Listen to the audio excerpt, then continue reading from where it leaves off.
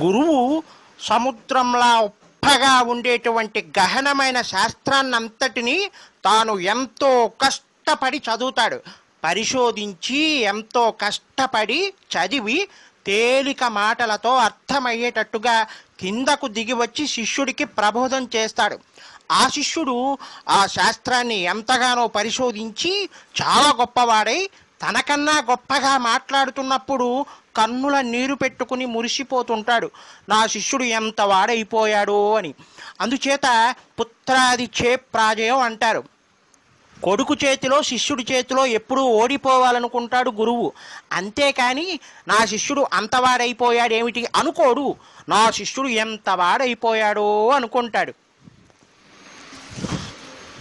ఒక్కొక్కసారి నాకు కన్నుల నీళ్ళు వస్తూ ఉంటాయి. మా గురువుగారు నా దగ్గరకు వచ్చి ఒక మాట అంటూ ఉంటారు.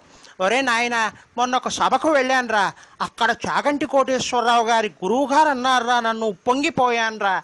గురువుగారు, మీరెక్కడా నేనెక్కడా?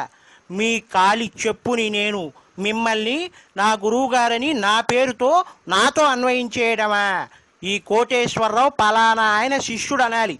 మానేసి కోటేశ్వరరావు గారి గురువుగారు ఆయన అంటే నిజానికి బాధపడాలి ఆయన. వీడికి చెప్పింది నేను, నా శిష్యుడు అనట్లేదు, వీడికి గురువు అని నాకు పేరు అనాలి. ఆయన అత్యంత సంతోషపడుతూ ప్రయత్నపూర్వకంగా నా దగ్గరకు వచ్చి ఆ మాట చెప్పుకుని పొంగిపోతుంటాడు. అది గురువు అంటే.